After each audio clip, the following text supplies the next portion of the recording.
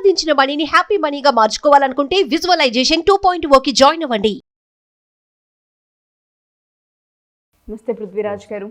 పూరి జగన్నాథ్ స్వామికి సంబంధించి రత్న భాండార్ ఏదైతే ఉందో ఇప్పుడు వైరల్గా మారిందని చెప్పుకోవచ్చు ఈ టాపిక్.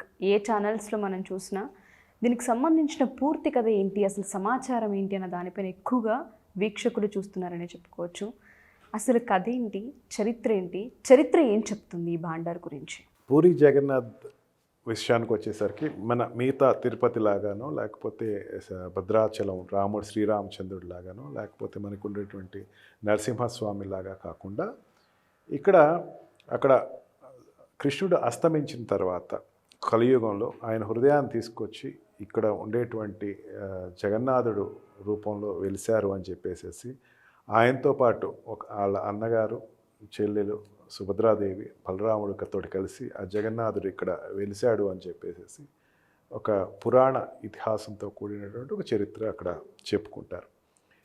ఇక్కడ జనాలందరూ కూడా ఆయనని వాళ్ళ ఇంటి అన్నగారి కింద, సుభద్రాదేవి వాళ్ళ ఇంటి చెల్లెళ్ళ కింద, ఆయన బలరాముడు పెద్దన్న కింద లెక్క వేసుకుని చుట్టరికాని కింద వచ్చి సారే చీదాంబరాలన్నీ కూడా ఇస్తూ ఉంటారు. ఆడబడికి ఎట్లాగా అయితే జరగాలో అట్లాగా. మొన్న జరిగినటువంటి రథయాత్రలో 10 లక్షల మంది జనం వచ్చి, అంటే 10 లక్షల మంది జనం ఒక చోటుకు వచ్చి ఒక యాత్రను చూసి వెళ్ళిపోయారు అంటే ఆయన మీద చుట్టరికం ఎంత ఉందో జనాలకి అర్థమవుతుంది. ఇక్కడ ఈ టెంపుల్ పునర్నిర్మాణం చేసేటప్పుడు, గజపతి రాజులు పునర్నిర్మాణం చేసేటప్పుడు ఏం చేశారంటే, ఏదైనా ఒక టెంపుల్ కట్టేటప్పుడు మనం ఇప్పుడు ఉండేటువంటి ఈ రోజుల్లో కట్టుకునే టెంపుల్లా కాకుండా, నేను విమర్శించట్లేదు కానీ ఆ రోజుల్లో ఏంటంటే ఒక టెంపుల్ కట్టారు అంటే సూర్యచంద్రులు ఉన్నన్నాళ్ళు ఆ టెంపుల్ నిర్వహణ జరగాలి. ఓకే, అంటే ఈ సంవత్సరం జరగాలి, 5 సంవత్సరాల పంచవక్ష ప్రణాళిక ఇదేం కాదు. అటు సూర్యచంద్రులు ఉన్నన్నాళ్ళు ఈ టెంపుల్ నడవాలి. అప్పుడు ఏం చేస్తారు వాళ్ళు, అప్పుడు రాజులు నిర్మించేవారు. రాజులు నిర్మించేటప్పుడు ఏం చేస్తారంటే ఈ టెంపుల్కి సంబంధించినటువంటి ఆస్తులు అన్నీ కూడబెడతారు. పొలాలు కానీ, స్థలాలు కానీ, బంగారం కానీ, వజ్రాలు కానీ, వైడూర్యాలు కానీ, వాళ్ళకి ఇష్టమైనటువంటి ఒక వజ్రం వచ్చిందనుకోండి, అది ఆయనకి అర్పిస్తారు. వాళ్ళకి నచ్చినటువంటి ఒక బంగారు ఆభరణం మహారాణి గారి దగ్గరికి ఏదైనా డిజైన్ వచ్చిందనుకోండి, అది తీసుకెళ్ళి ఆయనకి ఇస్తారు. అంటే నాకు నచ్చింది ఆయనకి ఇవ్వాలి తప్ప ఆయన తర్వాత నేను అనేటువంటి భావన అప్పట్లో రాజుల్లో ఉండేది. ఈ గజపతి రాజులు ఆ రకంగా నిర్మించిన తర్వాత ఈ వాళ్ళు ఎక్కడెక్కడో చేసిన దండయాత్రలలో వచ్చినటువంటి బంగారం, వజ్రాలు, వైడూర్యాలు, ఏదైనా గనుల నుంచి వచ్చినట్టు పెద్ద పెద్ద వజ్రాలతోటి అక్కడ ఉండేటువంటి ఒక మరకత మణి ఒకటి ఉంది. ఆ మణికి పోల్చినటువంటి ఇంకో వజ్రం లేదట. ఒక పచ్చలో ఏదో ఉంది హారం. ఆ పచ్చలకు మించినటువంటి హారం ఇంకోటి ప్రపంచంలో ఎక్కడ లేదంట. అంటే కంపేర్ చేయడానికి ఏముండదు ఇంకా దాంట్లో, అదొకటే యూనిక్ పీస్. ఈ వజ్ర వైడూర్యాలన్నీ కూడా వాళ్ళ కొన్నాళ్ళు, అంటే కొన్ని వజ్ర వైడూర్యాలతో కలిసిన నగలు కొన్నాళ్ళు వాడుకోవచ్చు. ఈ నగలు ఒక ఇన్ని సెట్లు తయారు చేద్దాం అంటే మన 7 వారాల నగలలాగా అక్కడ 12 నెలల నగలు వాడతారన్నమాట. రోజుకి ఈ రోజు వేసిన నగలు మళ్ళీ వచ్చే రోజు వేయకుండా అన్ని నగలు ఆయనకి ఏర్పాటు చేసి, చిన్నవి పెద్దవి నెక్లెస్ అన్ని రకాల ఆయన ఆభరణాలు పైనుంచి కింద వరకు ఉండేటువంటి ఆభరణాలు 3 మూర్తులకి వాళ్ళకి ధరింపజేసి రోజు ఆ అన్నగారిని, వాళ్ళ చెల్లెల్ని, వాళ్ళ పెద్దన్నగారిని అందరూ జనాలు చూసుకునేటువంటి ఏర్పాట్లు రాజుగారు చేసేటువంటి ఒక ప్రక్రియ. దీనిలో ఏం చేస్తారంటే ఈ ఆభరణాలు కొనాలు పోయి పాతపడిపోతాయి కదా, దానికి ఈ ఆభరణాలే కాదు, వాళ్ళు అప్పట్లో ఉండేటువంటి పట్టు వస్త్రాలు, జరీ వస్త్రాలు, బంగారుతో జరీతో చేసినటువంటి వస్త్రాలు కూడా అనేకమైనవి లోపల. ఇది అయిపోయింది. ఈ తర్వాత కొన్నాళ్ళు మార్చాలి, కొత్త ఫ్యాషన్ వస్తుంది కదా, ఫ్యూచర్. వాళ్ళు ఏమైనా ఆలోచించారు, సూర్యచంద్రులు ఉన్ననాళ్ళు అన్నారు. అప్పుడు ఏం చేసుకుంటారు, కొత్తగా వచ్చేటువంటి జనరేషన్ కావాలి కదా, అందుకని కొన్ని ముడి పదార్థాలు అయినటువంటి బంగారం, ముడి పదార్థాలు అయినటువంటి వజ్రాలు, కొన్ని రకాల ఆభరణాలు, ఫ్యూచర్ జనరేషన్కి వచ్చేటువంటి డిజైన్ అని చెప్పి ఆభరణాలు లోపల ఒక వేరే గది కట్టి, ఆ గదికి ఇప్పుడు అది తీయాల్సిన అవసరం లేదు. ఎప్పుడు తీయాలి, ఈ సంపదని మనం ఫ్యూచర్ జనరేషన్లో తీయాలి. అప్పుడు ఏం చేయాలి, ఫ్యూచర్ జనరేషన్ వరకు ఇది రక్షణ కల్పించాలి కదా. అప్పట్లో ఏమైందంటే ఈ దొంగతనాలు, అడవిలోంచి బందిపోట్లు ఎక్కువ ఉండే, భద్రత లేదు కాబట్టి ఇటువంటి ఏర్పాటు చేస్తారన్నది కూడా వింటూ ఉన్నాము. ఉత్కళ సామ్రాజ్యం, దాన్ని ఉత్కళ సామ్రాజ్యం కథలు, పాతకాల చందమామ కథలు తెలిస్తే తెలుస్తూ ఉంటుంది. ఆ ఉత్కళ సామ్రాజ్యంలో ఏంటంటే ఆ ఏరియా అంతా ఫారెస్ట్ ఏరియా కాబట్టి బందిపోట్లు అన్న వాళ్ళు ఎక్కువ మంది ఉంటారు, ఆశపడే వాళ్ళు అందరూ ఎక్కువ ఉంటారు. వీళ్ళందరి నుంచి తప్పించడం కోసం ఏం చేశారంటే ఆ గదిని నాగబంధం అనే ఒక బంధంతో కట్టి, ఒక మంత్రాలతోటి, ఒక రకమైనటువంటి ఒక దాన్ని ఏమంటారంటే అనేకమైన మంత్రశాస్త్రంలో ఉండేటువంటి ఒక పెద్ద పెద్ద అధ్యయనం చేసి దీన్ని ఎట్లా బంధించాలని చెప్పేసి దాన్ని బంధన వేస్తారు, కట్టడి చేస్తారు. అది నాగబంధం అంటే నాగబంధనం విచ్ఛిన్నం చేయాలంటే గరుడ మంత్రం తెలియాలి. అప్పట్లో ఉండేటువంటి వాళ్ళకి గరుడ మంత్రాలు తెలిసేవి. గరుడ మంత్రం కూడా ఈ నాగమంత్రం జరిగేటప్పుడు గరుడ మంత్రం ఉంటే అది ఆ నాగబంధనం అక్కడ పనిచేయదు అనమాట. ఆ లాక్ విల్ బి ఓపెన్డ్. నాగబంధనం అనే స్పిరిచువల్గా చెప్పాలంటే నాగబంధనం అన్నది ఒక కట్టడితో చేస్తే కనుక, ఈ స్పిరిచువల్గా చెప్పాలంటే ఈ గరుడ మంత్రంతో అయితే ఆటోమేటిక్గా ఓపెన్ అయ్యి వెళ్ళిపోతాయి. రామాయణం చదివిన వాళ్ళు తెలుస్తుంది నాగబంధనం దాని ఇచ్చిన గరుడు ఎట్లా వచ్చి రాముడిని లక్ష్మణుని రక్షించాడో తెలుస్తుంది. ఈ గరుడ మంత్రం తెలియాలి. గరుడ మంత్రంతో ముందు ఉండేటువంటి అంటే 3 లేయర్స్ అమ్మ. ఒకటి ఏంటంటే ఫస్ట్ లేయరు ఈ మంత్రంతో కట్టినటువంటి ఒక లేయర్ నాగబంధం. సెకండ్ది ఏంటంటే మనకు కనపడేటువంటి బంధనం, అంటే అక్కడ ఉండేటువంటి నాగబంధనం కరెక్ట్గా నాగుల్లాగానే ఉంటుంది, కరెక్ట్, అది ఓపెన్ చేయాలి. తర్వాత కీస్ కావాలి, ఒరిజినల్గా ఉండేటువంటి లాక్ సిస్టమ్. ఏమైందంటే 1806లో అప్పుడు ఉండేటువంటి బ్రిటిష్ గవర్నమెంట్ గజపతులతో కలిసి ఓపెన్ చేశారు టెంపుల్స్ అన్నింటినీ కూడా. కానీ వాళ్ళు కూడా ఎక్కడ లోపల నాగబంధనం తీశారన్నది అయితే నాకు ఎక్కడ లేదు, చూడలేదు కూడా. సెకండ్ రూమ్ వరకు నేను ఇందాక చెప్పాను చూసారా, రెగ్యులర్గా వాడే నగలు ఇవన్నీ కూడా ఇప్పటికప్పుడు లెక్కలు వేస్తారు. ఏదైనా లింకులు తెగితే మళ్ళీ లింకులు కడతాం, మళ్ళీ లేకపోతే కొన్ని పచ్చలు ఊడిపోతూ ఉంటాయి, మళ్ళీ పచ్చలు పెడతాం, మళ్ళీ యథావిధిగా పెడతాం. ఆ రకంగా వాళ్ళు క్యాలిక్యులేట్ చేసిన 1950లోను 1978లో 2 సార్లు లెక్కలు కట్టారు. ఆ రకంగా వాళ్ళు కట్టిన లెక్కల ప్రకారం 150 గోల్డ్ ఆర్నమెంట్స్ ఆ ముగ్గురికి కలిపి ఉన్నాయని, అవి కాకుండా గోల్డ్ కాకుండా డైమండ్స్ తోటి గోల్డ్ మిక్స్ కలిపినటువంటి ఆభరణాలు 180 ఉన్నాయని చెప్పేసి, తర్వాత 146 సిల్వర్ ఆర్నమెంట్స్ పట్టీలు కానీ పట్టాలు కానీ అన్నీ ఉన్నాయని చెప్పి 1950లో వాళ్ళు ఇచ్చిన లెక్కల ప్రకారం తెలిసిందే. ఆ తర్వాత మళ్ళీ 1978లో మళ్ళీ ఇంకోసారి లెక్కలు కట్టారు ఎట్లా ఉన్నాయి ఏంటి అని. అప్పుడు వాళ్ళు గోల్డ్ ఎంత ఉంది, దీనికి ఆర్నమెంట్ సంబంధించిన గోల్డ్ ఎంత ఉంది అంటే వాళ్ళకి 178 కేజీల గోల్డ్ ఉంది ఈ దీంట్లోనూ అని చెప్పేసి. అండ్ ఆర్నమెంట్స్కి వచ్చేసరికి 454 ఆర్నమెంట్స్ ఉన్నాయి. ఆ తర్వాత ఈ సిల్వర్కి వచ్చేసరికి 221 కేజీల సిల్వర్ ఉంది అని చెప్పేసి అన్నారు. దీన్ని ఆడిట్ చేశారు 1982లోను 1985లో 2 సార్లు ఆడిట్ చేసి ఒక లెక్క ఉంది ఆయనకి ఇంత ఉంది అని చెప్పేసి. తర్వాత అవన్నీ కూడా పెట్టెల్లో పెడతారమ్మా. పెట్టెల్లో 9 అడుగులు పెట్టి ఉంటుంది. ఆభరణ అంటే మీరు విగ్రహాలు మీరు వెళ్ళిన వాళ్ళు తెలుస్తుందమ్మా, పెద్ద విగ్రహం, మామూలు చిన్న విగ్రహాలు కాదు, పెద్ద చెక్క విగ్రహాలు. అందుకని దానికి ఆభరణాలు కూడా పెద్దగానే ఉండాలి. దాంతో 9 అడుగులు పొడుగు ఉన్నటువంటి పెట్టి అండ్ 3 అడుగులు వెడల్పు హైట్ ఉన్న పెట్టెల్లోనూ దాన్ని భద్రపరిచేవారు. మీకు చెప్పాను ఇందాక కొన్ని వజ్రాలు వైడూర్యాలకి వెలగట్టలేరు అని చెప్పేసి. అనంత పద్మనాభ స్వామి టెంపుల్ యొక్క అక్కడ కూడా నేలమడుగులు, ఇక్కడ నేలమడుగులు కాదు, ఇది బండాగార్ అంటే ఇట్లా రూమ్. ఈ రూమ్లో పక్కనే టెంపుల్ ఉంటుంది, ఆ పక్కనే అది ఉంటుంది, అక్కడ ఈ బండాగారు ఉంటుంది. ఈ బండాగార్కి లాగే అక్కడ అనంత పద్మనాభ స్వామి టెంపుల్ దగ్గర ఉండేటువంటి నేలమడుగులు అంటే ఇట్స్ స్వరంగం కిందకి వెళ్ళి తీసుకునేది. అక్కడ ఉండేటువంటి దాన్ని అప్రాక్సిమేట్ లెక్కలు వేసిన దాంట్లో వాళ్ళు అప్పుడు చెప్పింది ఏంటంటే 4 నుంచి 5 లక్షల కోట్లు విలువ చేసేటువంటి బంగార వజ్ర వైడూర్యాలు ఉన్నాయి అన్నారు. విలువ యాంటిక్ విలువ వేరు ఉంటుంది. దాని లెక్క ఏంటి అంటే యాంటిక్ విలువ వచ్చేసరికి అది కమ్స్ టు 20 lakh crores ఉంటుంది అని చెప్పేసి అప్పట్లో ఒక అసెస్మెంట్ అన్నమాట. కానీ ఓపెన్ చేయాల, జస్ట్ ఎస్టిమేషన్ మాత్రమే తీసుకున్నారు. ఈ ఎస్టిమేషన్ దేనికి చెప్తున్నానమ్మా, నేను 2వ గది వరకు చెప్తున్నా. 1978లో ఓపెన్ చేసినప్పుడు ఏమైందంటే లోపల గది కిటికీ తీసి చూశారు ఒక లోపల ఏముందని. అప్పుడు వాళ్ళు ఏమంటారంటే నీళ్లు పడుతున్నాయి, కొంచెం లీకేజ్ స్టార్ట్ అయింది, అందుకని ఇది రిపేర్ చేయాలి అని చెప్పేసి ఒక అభిప్రాయాన్ని అయితే వాళ్ళు వచ్చి ఉన్నారు. కానీ నాగబంధనాన్ని ఓపెన్ చేసి దాన్ని ఫ్యూచర్ కోసం వాడాలి. ఇప్పటివరకు అయితే అవసరం రాలేదు ఉషా, నేను చెప్తాను. ఎవరికి అవసరం రాలేదు. అక్కడ అనేకమైనటువంటి విపత్తులు వచ్చినాయి, కానీ ఈ నిధి వాడాల్సినంత అవసరం లేదు. మరి ఇప్పుడు ఎందుకు సార్ ప్రజెంట్ సిచ్యుయేషన్లో మీరు అన్నట్టుగానే ఇప్పుడు ఎందుకు ఓపెన్ చేయాలి అనుకుంటున్నారు ఈ భాండారాన్ని? అండ్ దాంతోపాటు దీని వెనుకున్న అంటే చరిత్ర ఏంటి? ఇన్ని ఏళ్ళు అయింది, ఇంతవరకు ఎప్పుడు అవసరం రాలేదు, టచ్ చేయలేదు పరిస్థితులు కూడా మనం చూసాం. మరి ఇప్పుడు ఎందుకు సడన్గా? ఒరిస్సాలో 2 టెంపుల్స్ ఉన్నాయి ఉషా. ఒకటి ఈ పూరి జగన్నాథ స్వామి టెంపుల్, ఇంకోటి కోనార్క్లో ఉండేటువంటి సూర్య దేవాలయం. సూర్య దేవాలయం అయితే 18 సార్లు పడగొట్టారు, కట్టారు, పడగొట్టారు, కట్టారు, పడగొట్టారు, కట్టారు. అట్లా 18 సార్లు పడగొట్టి కట్టారు. దాని కింద ఉన్నటువంటి సంపద, అనేకమైన సంపద ఎత్తుకెళ్ళిపోయారు కోనార్క్ టెంపుల్లో.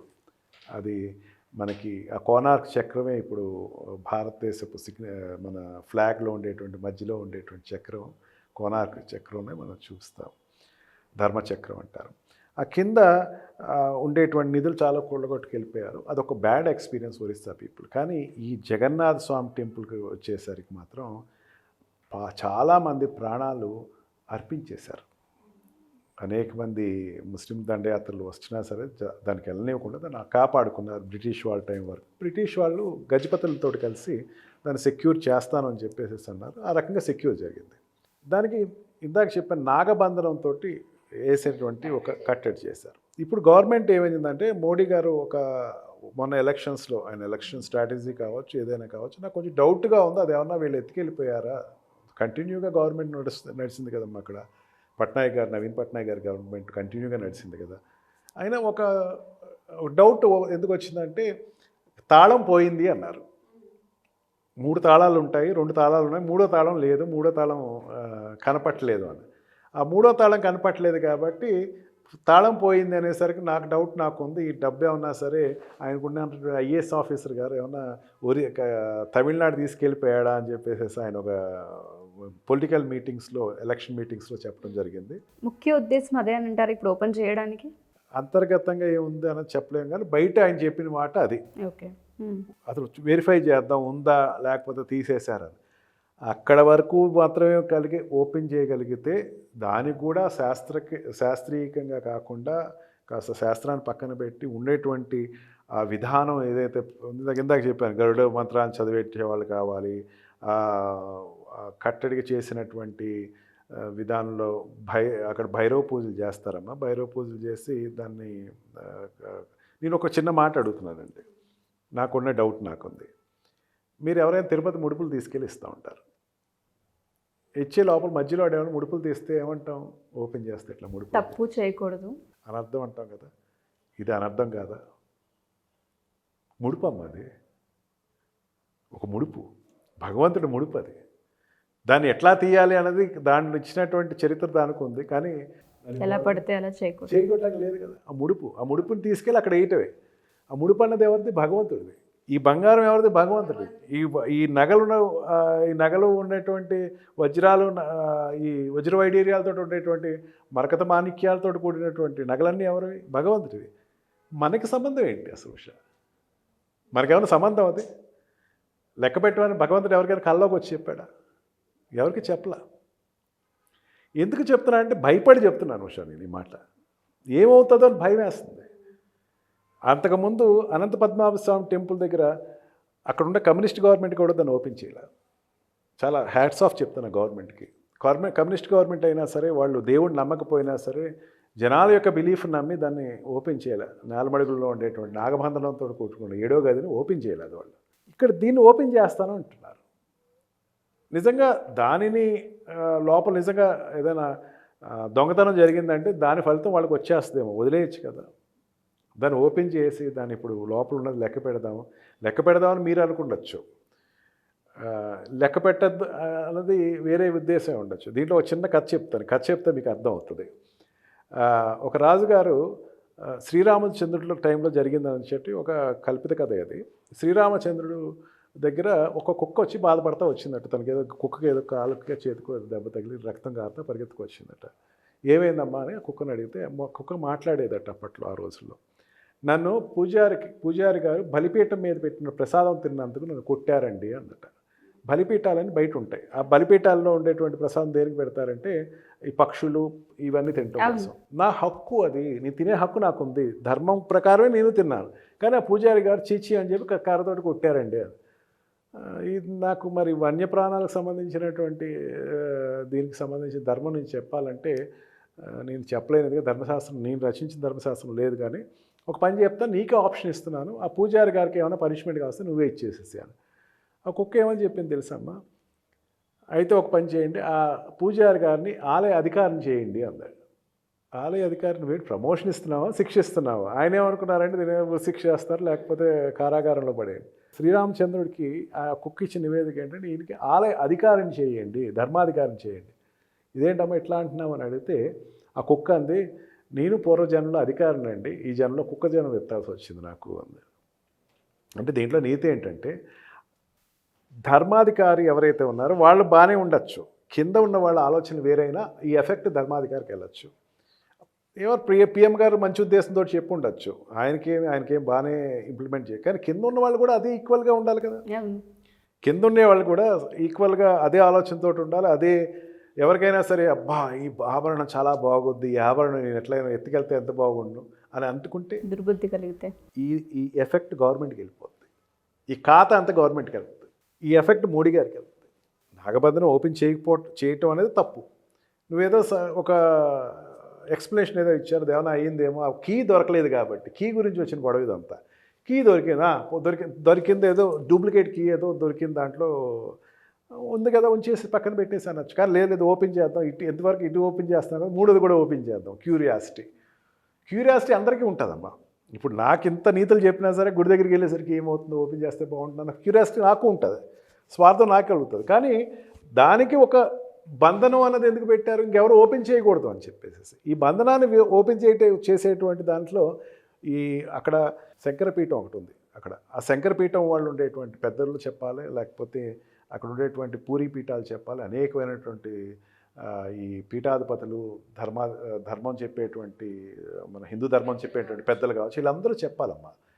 చెప్పి ఏకకంఠంతో తీయాలి అని చెప్తే కనుక అప్పుడు తీయచ్చు. ఎందుకంటే గుడి వాళ్ళకి సంబంధించినటువంటి కార్యక్రమం, ఆ పీఠాధిపతులు ఎవరు చెప్పడానికి అంటాం లేదు. వాళ్ళందరినీ ఒప్పించండి, వాళ్ళందరినీ ఒప్పించేసేసి ఓపెన్ చేయండి. ధైర్యం ఉందా గవర్నమెంట్కి? వాళ్ళందరితో ప్రెస్ మీట్ పెట్టించండి. ఎస్ మేమందరం ఒక సంత కూర్చున్నాము, ఒక ధార్మిక సంత అని చెప్పేసి జరుగుతూ ఉంటాయి వాళ్ళకి.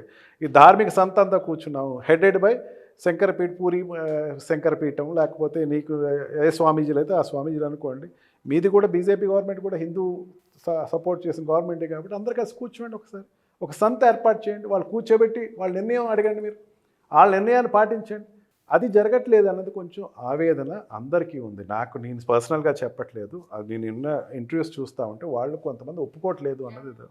ఒప్పుకోకపోయినప్పుడు ఏం చేయాలంటే వాళ్ళని ఒప్పించడానికో, లేకపోతే వాళ్ళు చెప్పినటువంటి విధానం ఏదైనా ఉందంటే, లేదండి ఇది కాదు, ఇది ఓపెన్ చేయాలనుకుంటే ఇది చేద్దాం, ఈ పూజ చేద్దాం, లేకపోతే ఈ యజ్ఞం చేద్దాం, యాగాదులు చేద్దాం. దీనికి కూడా ముహూర్తం పెట్టారు. అదే 1 గంట చిల్లర ఈ పాటికి ఓపెన్ అయిపోయి ఉంటుంది. కొంచెం ముహూర్తం ఏదో పెట్టారు దానికి. ఆ ముహూర్తంలో ఏదో ఓపెన్ చేయాలి, కొంచెం దానికి ఈవెన్ ఈ పాములు పట్టే వాళ్ళైనా లేకపోతే డాక్టర్స్ వీళ్ళందరినీ కూడా ఏర్పాట్లు చేశారని కూడా చెప్తూ ఉన్నారు. దేనికోసం ఇదంతా? దేనికోసం? అడ్వెంచర్ చేస్తుంది గవర్నమెంట్ అడ్వెంచర్ చేయడం కోసం గవర్నమెంట్ని ఎన్నుకున్నాం మనం కాదు కదా. అక్కడ ఉన్న వాళ్ళకి ఏదైనా అయ్యింది అనుకుందాం, ఫర్ ఎగ్జాంపుల్ ఇప్పుడు బార్డర్లో ఉన్నవాడు పోయారండి అమ్మా, ఆ బార్డర్లో ఉన్నవాడు పోయారంటే వీరోచితంగా పోరాడి అమరులయ్యారు అనుకుందాం. ఇక్కడ ఎవరైనా ఏదైనా అయితే ప్రాణహాని జరిగితే ఆ కుటుంబానికి ఏమని చెప్తాం? అడ్వెంచర్ చేస్తున్నామండి, హిమాలయన్ అడ్వెంచర్, అందుకని పడిపోయారని చెప్పడానికి లేదు. గవర్నమెంట్ చేస్తుంది ఆ పని. ఇది చేసేటప్పుడు దానికంటూ ఒక పద్ధతి ఉంటుంది, ఆ పద్ధతి పాటించలేదు అని చెప్పి విమర్శలు ఎక్కువ ఉన్నాయి. ఆ విమర్శలను కూడా పరిగణలోకి తీసుకుందాం. అక్కడ వలభద్రుడు మాట్లాడతాడు, అక్కడ ఉండేటువంటి జగన్నాథుడు మాట్లాడతాడు. జగన్నాథుడు మాట్లాడినటువంటి సమయం ఇద్దాం ఆయనకి, ఆయన చెప్పరేమండి. ఆయన పీఠాధిపతులు ధర్మాధికారులు చెప్తారేమో, వాళ్ళ స్వప్నాల్లోకి వస్తుందేమో. అంతేగాని ఎవరైనా తీమని చెప్పేసి జగన్నాథుడు చెప్పాడు అని ఇప్పటివరకు ఎవరు బయటకు చెప్పలా. భయపడుతున్నారు అందరూ భయం గుప్పిట్లో. ఒరిస్సాలో ఉన్న వాళ్ళందరూ గుప్పిట్లో ప్రాణం పెట్టి కూర్చుంటున్నారు. ఎందుకంత భయపెట్టరేంటి? దీనిలో ఆనందం ఏముంటుంది ఓపెన్ చేసేసేసి? ఎందుకు కొన్ని రహస్యాలు? అది కాకుండా ఇంతకుముందు ఇంటర్వ్యూలో కూడా చెప్పాను నేను, ఉషా, హైందవ ధర్మం ఒక ధర్మం, క్రిస్టియన్ ధర్మం ఒక ధర్మం, ముస్లిం ధర్మం ఒక ధర్మం, వాళ్ళకు ఉండే విధానాలు వాళ్ళకు ఉన్నాయి, హైందవ ధర్మం హైందవులకు ఉన్నాయి. ఈ ధర్మాన్ని వాళ్ళకి చెప్పి నువ్వు ఓపెన్ చేసి చేయకూడదన్న పని ఓపెన్ చేస్తున్నావు అని చెప్పేసి చెప్తాం వల్ల వాళ్ళు నీ మతం మీద ఏమన్నా నమ్మకం పెట్టుకుంటారు. అంటే ఇది రాంగ్ ప్రాపగాండా మిగతా మతస్థులకు అవుతుంది, వాళ్ళకి ఛాన్స్ ఇచ్చిన వాళ్ళు అవుతున్నారు. హిందువుల్లో కూడా ఒక రకమైనటువంటి విరోధం కనిపిస్తుంది, విరోధం వస్తుందేమో అని చెప్పేసి నేను చాలా భయపడుతుంది దాని అంతటికి కన్నా. కేరళలో టెంపుల్ అనంత పద్మనాభ స్వామి టెంపుల్ నానమడుగుల్లో ఉండేటువంటి నాగబంధనాన్ని ఓపెన్ చేద్దామన్న ఆలోచన వచ్చినందుకే జరిగిన ఉపద్రవాలు ఆలోచించి, తర్వాత సునామీలు వచ్చినాయి, కరోనా వచ్చింది, అనేకమైనవి వచ్చినాయి అని చెప్పేసి ఈ పీఠాధిపతులు చెప్తున్నారు. ఇక్కడ కూడా ఏదైనా జరుగుతుంది అంతా సీ కోస్ట్ ఉప్పెన్ లాంటివి వచ్చేటువంటి ప్రాంతం. ఈవెన్ అంతకుముందు 2-3 సార్లు ఉప్పెన్లు పెద్ద పెద్ద ఉప్పెన్లు వచ్చినాయి. ఎందుకు అంత సాహసం చేశారు? రిస్క్ చేయడం అనేది చాలా మంచి పద్ధతి కాదు అని అర్థమవుతుంది. ఏదేమైనా మీరు అన్నట్టుగానే స్టార్టింగ్లో ఒక పదం చెప్పారు సార్, దేవుడి ఆస్తిపాస్తులకు సంబంధించి, ఆయన వస్తువులకి సంబంధించి మనకి ఏంటి పని, అవసరం ఏముంది, నిజంగా ఏదైనా జరిగే ఉంటే అది ఆయన చూసుకుంటాడు కదా అన్న దానికి వదిలేసి ఉంటే బాగుండేదేమో. చూద్దాం సార్ అసలు ఏం జరుగుతుంది, అండ్ అసలు చరిత్రలు ఏం చెప్తున్నాయి, శాస్త్రాలు ఏం చెప్తున్నాయి అన్న దానికి ఇంకొంత టైం మనం కూడా తీసుకొని ఆలోచించిన చూసినా మనకే తెలుస్తుంది. ఒక్కరోజు ఓపెన్ అవుదాం, టైం పడుతుంది. True sir. చూడాలి. సో ఒకసారి మనం కూడా వెయిట్ చూద్దాం అసలు ఏం జరుగుతుంది దానిపైన. Thank you for the information sir. Thank you. Suman టీవీలో మీ పర్సనల్ అండ్ బిజినెస్ ప్రమోషన్స్ కోసం కింది నెంబర్కి కాంటాక్ట్ చేయండి.